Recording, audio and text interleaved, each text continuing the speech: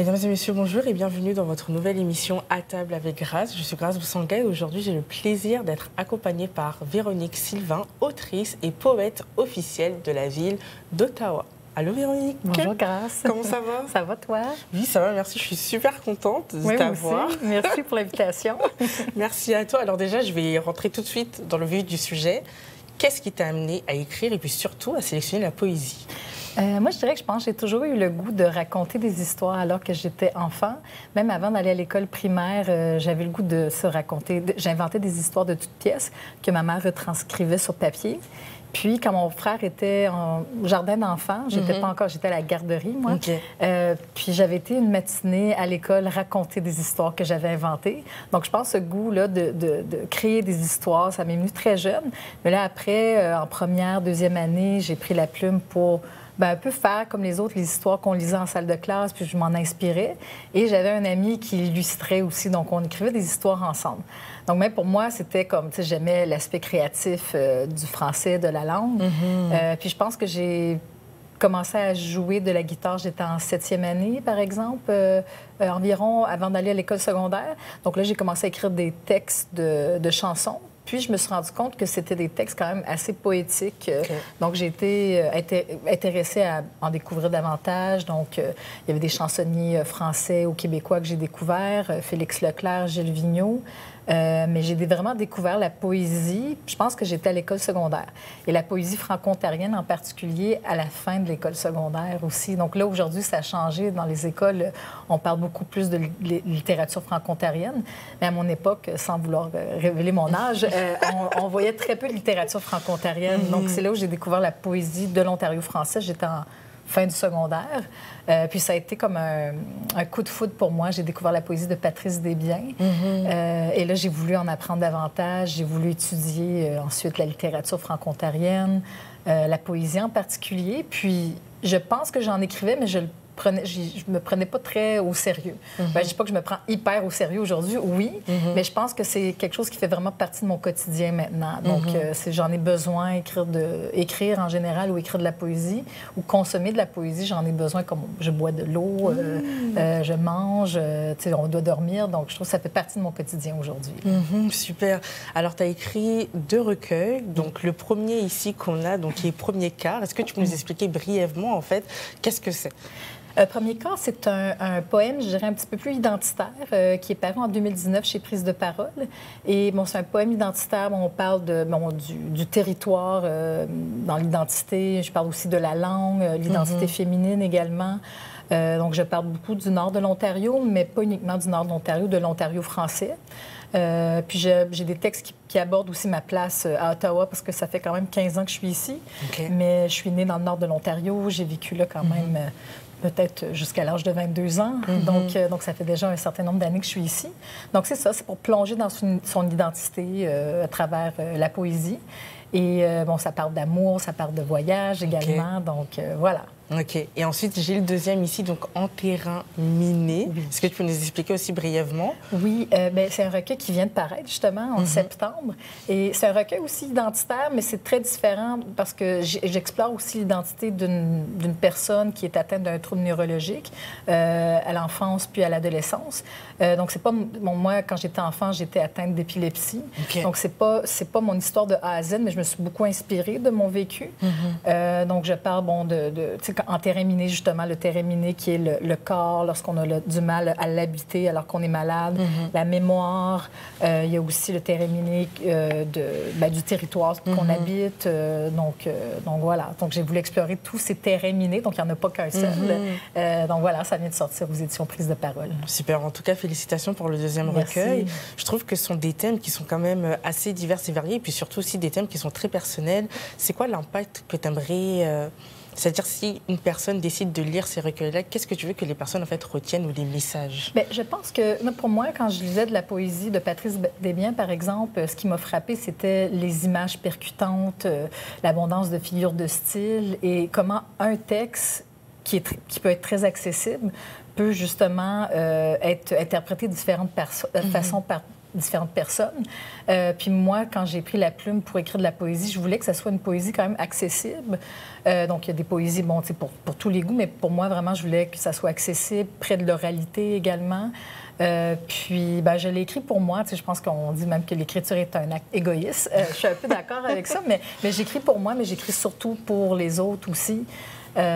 Puis je pense que des gens pourraient se retrouver quand je parle de voyage, d'identité. Donc, je parle d'identité franco-ontarienne, mais ça peut être d'identité de quelqu'un qui parle une autre langue, qui n'est pas sa langue maternelle, par exemple.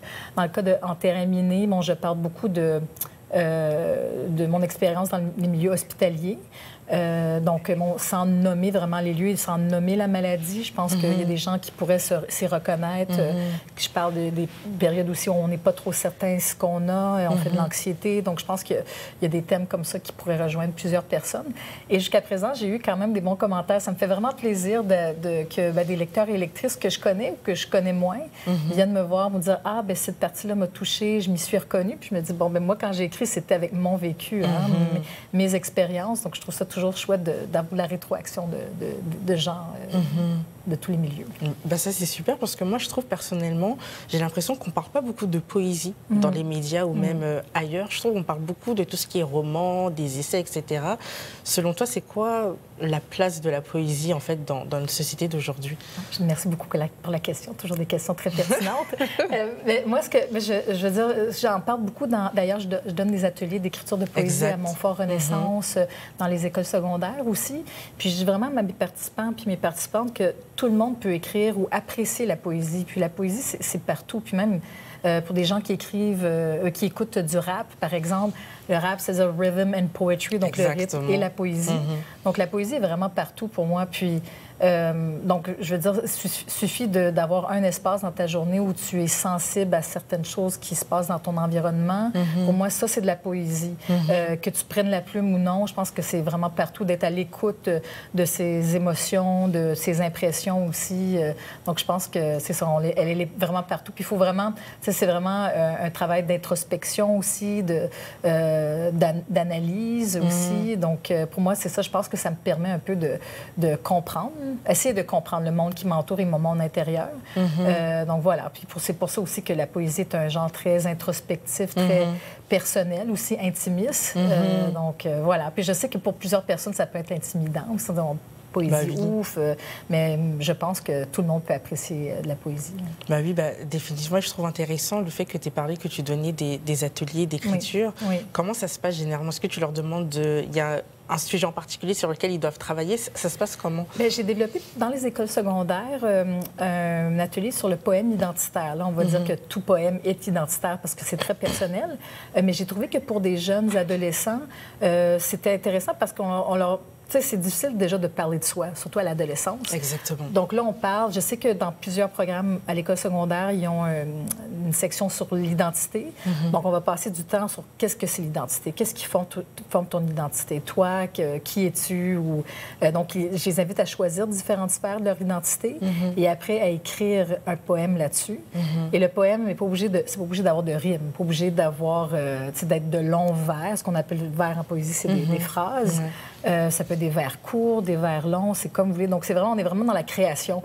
Et même, j'ai des élèves qui m'ont posé la question, ils m'ont dit, tu sais, quand on parle d'identité, il y a aussi la langue qui est rattachée à l'identité. Et dans plusieurs écoles où je suis allée, il y a beaucoup de gens dont le français n'est pas la langue maternelle. Intéressant. Il y en a quelques-uns qui m'ont dit, est-ce que je peux écrire en français, mais avec des bouts de ma langue maternelle? Je dis oui.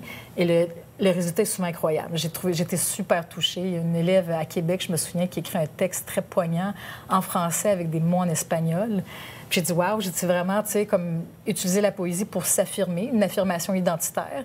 Ouais, puis c'est ça. Puis j'essaie vraiment de leur donner toutes les options possibles, justement, pour parler de soi. Je dis, qui suis-je pour leur dire, non, n'écris pas ça à ton sujet. Tu veux écrire ça à ton sujet, OK. Tu veux écrire sur la place de ton ami dans ton identité, vas-y. Puis, ouais, donc voilà, je pense que c'est... Oui, puis j'aime beaucoup donner des ateliers d'écriture en milieu scolaire auprès des adultes ou des personnes âgées aussi. Là, mais dans le milieu scolaire, je trouve ça quand même encore plus intéressant. Est-ce que tu trouves que les thèmes, ils varient en fonction que si tu donnes l'atelier dans une école, dans une école qu'aux personnes âgées? Oui, je dirais que je pense que pour plusieurs élèves dans les écoles secondaires, je parle en milieu minoritaire, par exemple, c'est beaucoup... Tu sais, le français, parfois, c'est pas vu comme étant très cool. Ah, OK. Encore moins la poésie. Mais je pense qu'il y a des jeunes qui se rendent compte que ça peut être accessible, ça peut être amusant aussi. Je pense qu'en général, les ateliers que j'ai donnés, j'ai eu quand même de très bons commentaires de la part des profs et des élèves, où il y en a qui me disaient, on était en création, donc il y avait des contraintes quand même. Bon, tu écris sur toi, tu écris un poème. Mais c'était pas genre, tu écris X nombre de mots, tu n'écris uniquement en français. Je dis, bon, évidemment, le texte doit être écrit en français, mais je leur donnais l'option de mettre des bribes de mots aussi, de l'anglais. Moi, je le fais aussi dans ma poésie. Dans mon deuxième recueil, je l'ai fait, mon premier aussi. Je veux dire, je suis bilingue aussi, ça fait partie de mon identité. Donc, quand j'écris des poèmes, c'est surtout en français, mais ça m'arrive que ça sorte en anglais aussi. Alors qu'auprès des adultes, des personnes âgées, je dirais qu'il y a beaucoup de poèmes qui sont très introspectifs sur leur vie. Même d'ailleurs, j'étais hier à Montfort Renaissance et il y a un de mes participants qui disait qui est rentré de Montréal, puis qui était dans son auto, puis il dit, j'étais à l'écoute de tout ce qui se passait autour de moi, j'écoutais la radio, puis là, il dit, j'avais l'impression que j'avais tous les éléments pour former un poème, puis il revenait un peu sur sa famille, où il était dans sa vie, tout ça. Je dirais que ça parle beaucoup de deuil aussi, d'amour, de petits-enfants, de leur place dans la société. Donc, je trouve ça, une belle maturité aussi. Au secondaire aussi, je sens de la belle maturité, mais je crois qu'il y a encore beaucoup de crainte par rapport à s'affirmer. Alors que, bon, à un certain âge, on se dit, bon, j'ai fait mes preuves. Exactement, j'ai plus rien à prouver. Exact. Donc, je dirais que j'aime vraiment donner des ateliers pour tous les âges. Ça, c'est bien, ça. Et avant qu'on parte à la pause, j'ai une petite question qui m'est venue à l'esprit. J'aimerais savoir, c'est quoi le plus beau poème qui était inspiré d'un artiste connu ou inconnu? J'aimerais bien savoir. Spontanément, j'en ai quelques-uns de Patrice Desbiens. Là, c'est un peu difficile pour moi de choisir un poème en particulier, mais je dirais peut-être un recueil qui m'a vraiment marqué alors que j'étais au secondaire. J'étais, je pense, en 11e année, donc au Québec, c'est quoi, secondaire 3. Puis une prof qui est arrivée avec un recueil, Un pépin de pomme sur un poêle à bois, de Patrice Desbiens. Moi, je ne connaissais pas ce poète. Je suis originaire de Kapuskasing et Patrice vient de Timmins, à 2 heures de route. Puis quand elle me lut les poèmes en français, je me suis dit, ah mon Dieu, on peut écrire de la poésie en français en Ontario, dans le nord de l'Ontario, puis c'est beau, puis ça marche. Donc, ce recueil-là, je dirais Un pépin de pomme sur un poêle à bois, c'est le recueil qui a été le plus marquant pour moi. Et le passage, justement, où Patrice Desbiens parle de son enfance dans le nord de l'Ontario, il dit qu'il était tout petit, il se compare aussi à un pépin de pomme. Donc, les images sont très simples, pour ne pas dire simplistes, mais très, très simples, très accessibles, mais très percutantes aussi. Donc, ça a été mon coup de foudre, vraiment. Super. Alors là, on va partir en pause. Et justement, en fait, on va voir ton engagement dans l'Ontario français et puis comment aussi l'Ontario français t'a inspiré pour pouvoir créer tes œuvres. Donc, ne bougez pas. J'allais dire restez connectés, ne bougez pas. On revient à la pause en compagnie de Véronique Sylvain.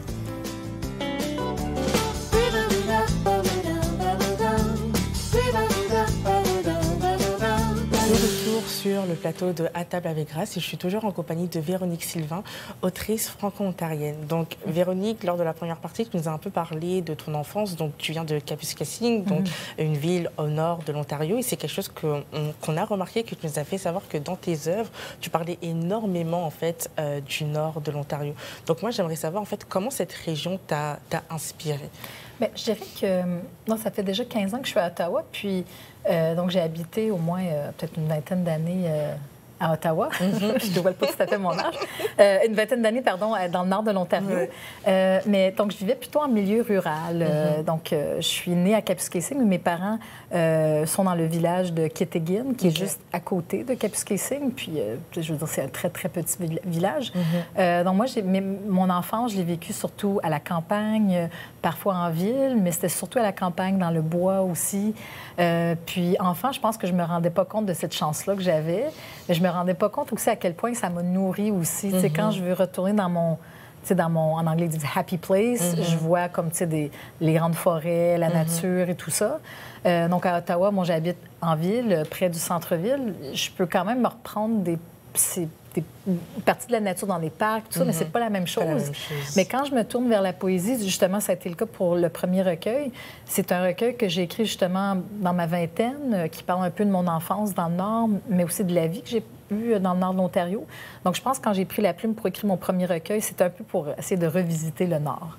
Puis je me rends compte aussi, bon, le Nord est encore présent dans mon œuvre, mais peut-être un peu moins que dans le premier recueil. C'est peut-être un peu normal que j'en ai parlé dans le premier parce que c'était plus identitaire. Mais je reste quand même, tu sais, je reste quand même très attachée au nord de l'Ontario pour, bon, l'aspect de la nature. C'est très francophone aussi.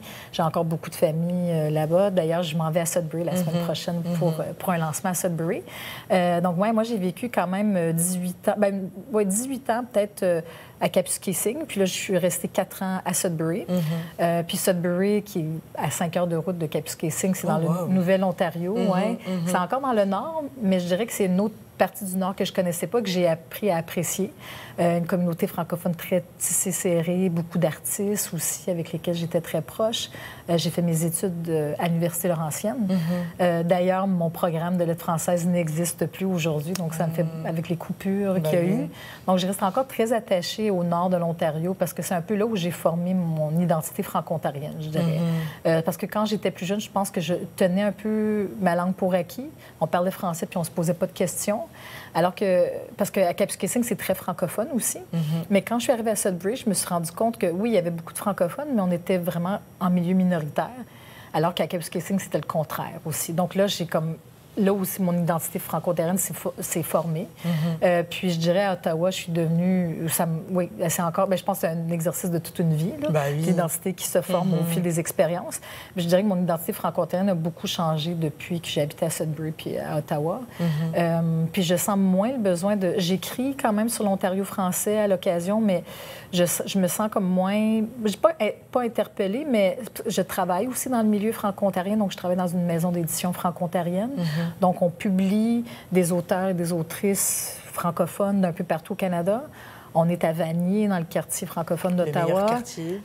Oui, dans le quartier, comme quand même, il y a beaucoup d'organismes culturels et artistiques, là, beaucoup de francophones. Donc, je pense que le fait de travailler dans le milieu franco-ontarien, c'est déjà une forme d'affirmation, aussi de résistance. Donc, je me sens moins le besoin de prendre la plume pour parler de l'Ontario français. Je le fais encore. Je l'ai fait pour le 25 septembre. Justement, le 25 septembre, il y a eu une cérémonie à l'Hôtel de Ville d'Ottawa du drapeau franco-ontarien. Puis on m'avait demandé d'écrire des textes sur la fierté francophone. Puis là, quand j'ai été approchée, je dis oui, j'aimerais bien écrire là-dessus. Je dis mais c'est pas tout rose, là. Dire, fierté francophone, ça veut pas dire ah, quelle joie d'être francophone, d'écrire tout ça, tout est beau. Je dis non. Puis là, est-ce que je pourrais parler des difficultés quand même qu'on a? Puis elle m'avait dit oui. Donc la personne responsable m'avait dit que c'était possible, mais l'idée, c'était pas de dénoncer justement les coupures du gouvernement Ford et tout ça pour les services en français. Mais donc, c'est ça. Je pense que maintenant, je sens... Puis même, c'est pas parce que je prends plus la plume pour écrire sur l'Ontario français que ça me touche plus à cœur. Je pense que, déjà, on pense parfois que le travail, au fond, est fini si on parle d'affirmation de francophones en Ontario. Mais je ne dis pas que c'est à recommencer, mais c'est jamais gagné, là. Donc, on le voit aussi avec ce qui se passe dans l'actualité aussi. On n'est pas à l'abri quand même de comment je veux dire, de l'assimilation ou même de se faire couper les services en français. Donc, voilà, je reste quand même sensible à ça sans écrire là-dessus autant qu'avant, je pense. Est-ce que tu trouves que le fait d'écrire en français ou d'avoir des œuvres, vu que tu travailles dans le secteur de la littérature, d'avoir une littérature francophone qui existe ici en Ontario, est-ce que tu trouves que ça permet d'assurer en fait la survie de la langue française? Oui, justement. Puis je pense que maintenant, tout à l'heure, on a parlé de quand j'étais à l'école secondaire, la littérature franco-ontarienne, on voyait très peu. J'ai vu très peu d'œuvres d'auteurs et d'autrices de l'Ontario français.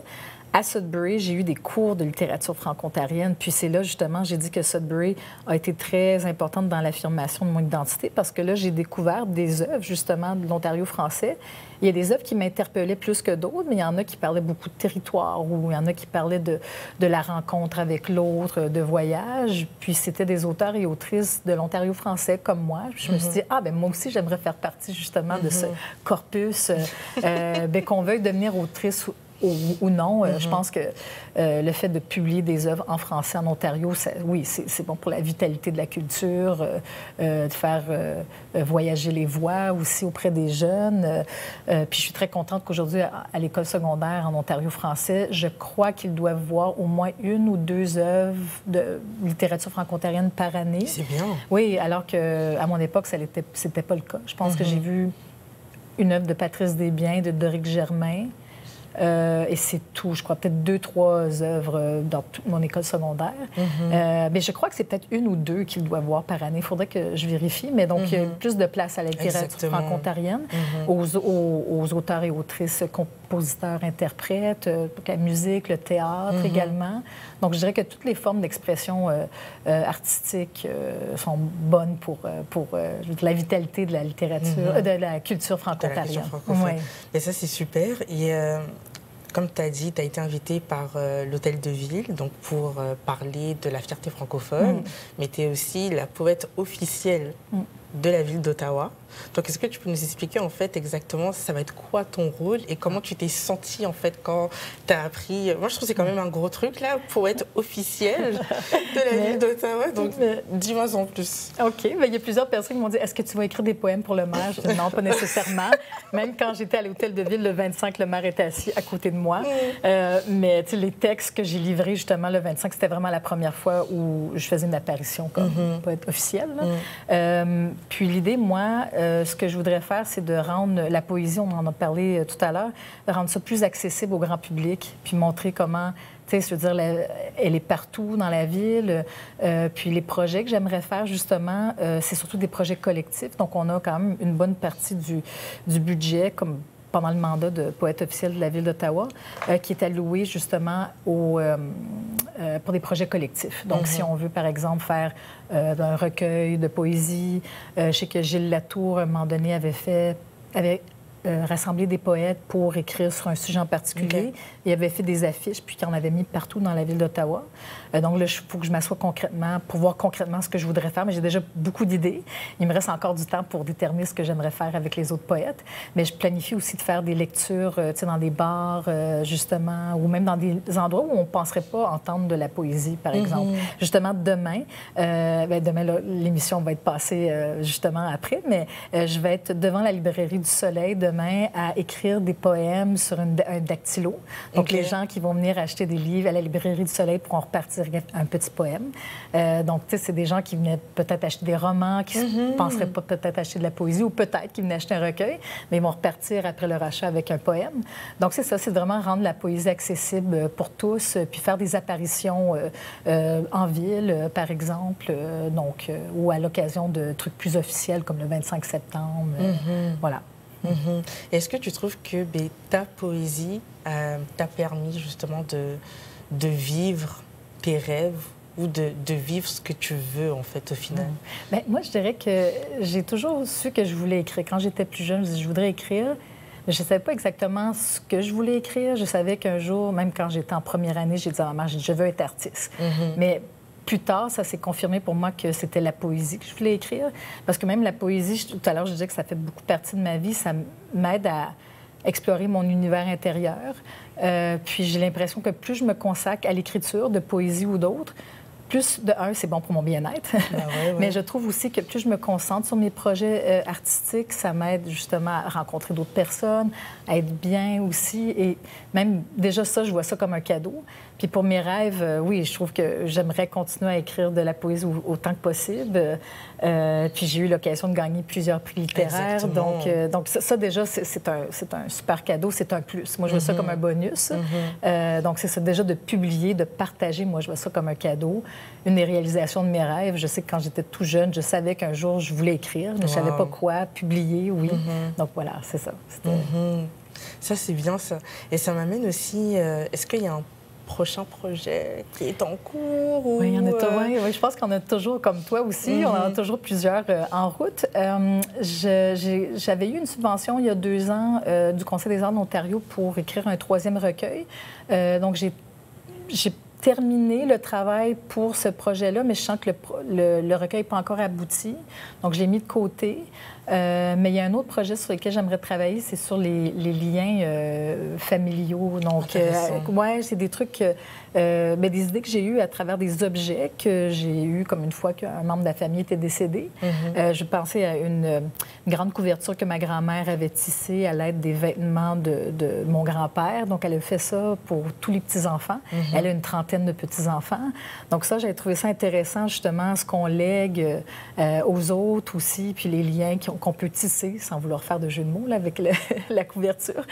Donc, les liens qu'on peut tisser entre nous, entre membres de famille ou tisser entre les souvenirs aussi, qu'on conserve des membres de la famille qui sont plus là. Donc, l'idée, c'est qu'en ce moment, je sens que j'ai pas beaucoup d'espace mental pour écrire, mais je sens que ça va venir. Il faut avoir confiance que même quand on ne se consacre pas à nos projets, ils sont toujours là, ils vont nous attendre quand on va être prêt.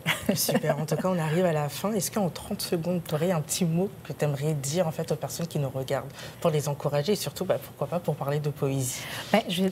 Si jamais certaines personnes s'intéressent à la poésie ou à écrire de la poésie, moi, je crois qu'avant d'écrire de la poésie, il faut en lire beaucoup. Parce que, bon, même si ça montre qu'on a des influences dans notre écriture, c'est correct. Les influences montrent qu'on a écrit, qu'on a lu beaucoup. Puis, bon, plus on lit, mieux on écrit aussi. Donc, si vous vous intéressez à la poésie, essayez de vous intéresser à plein de poètes de l'Ontario français, Québec, de France, du Congo, par exemple. J'en ai découvert récemment, d'ailleurs. Oui. Donc, vraiment, essayez de lire le plus de poètes possible si vous voulez vous consacrer à la poésie. Voilà. Super. En tout cas, merci beaucoup, Véronique. On te souhaite plein de succès. Et puis, à vous qui nous regardez, j'espère que vous avez été inspirés. Il suffit juste de prendre un cahier ou tout simplement un stylo, un ordinateur et puis d'écrire votre histoire en poésie. À bientôt.